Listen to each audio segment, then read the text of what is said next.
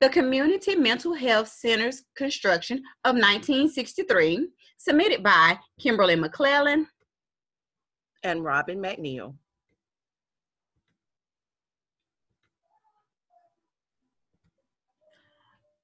On February the 5th, 1963, John F. Kennedy delivered a very special message to Congress on mental illness and mental retardation.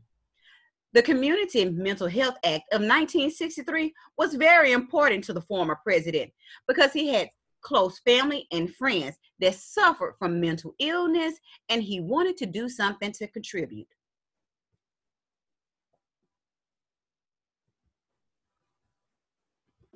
The historical problems before the policy. During the 1960s, individuals were being held within mental facilities for years. Take, for example, a patient that was diagnosed with schizophrenia. This individual would be within a mental facility for about 11 years. There were so many patients, they were literally outnumbering the working staff.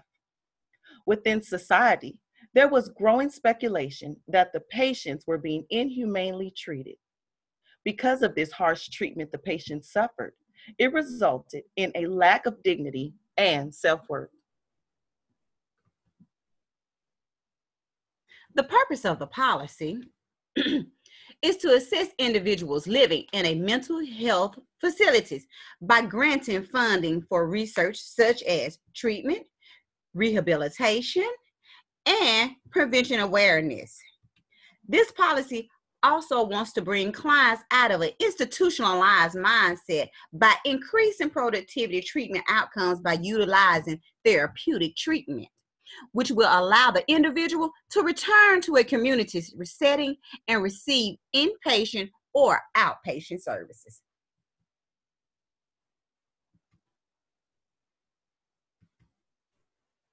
The origin of the policy. Beginning in 1955, the Mental Retardation Act began. 1961, the Commission issued a report. In 1963, the policy was changed to Community Mental Centers Construction Act. And this was a way for society to stop using derogatory language such as retardation because it was harmful towards individuals. The reason this policy was so important to President Kennedy was because he understood the issues surrounding mental illness and because his sister suffered her own personal trial within a mental facility. President Kennedy used this as a way to head this policy and to challenge society to diagnose, treat, and better care for individuals within a mental health facility through community involvement.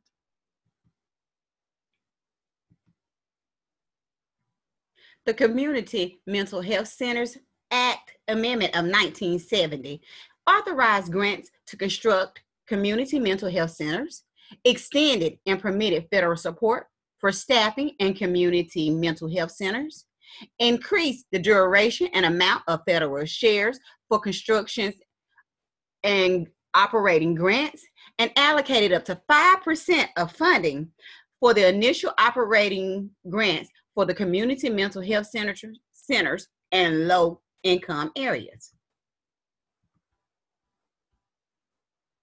So, who was helped by this new policy? Beginning in 1961, there were over 5 million persons referred to as being retarded. Within 58 years, the number of individuals experiencing or even dealing with a mental instability has more than doubled.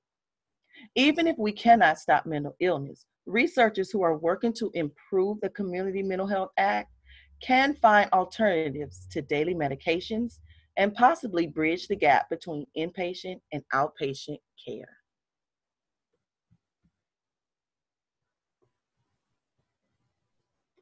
Here's a YouTube video we would like to share.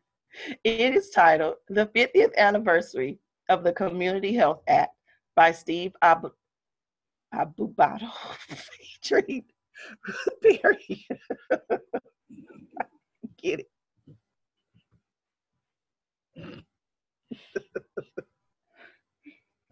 I almost forgot. I wonder why did they go back and do that?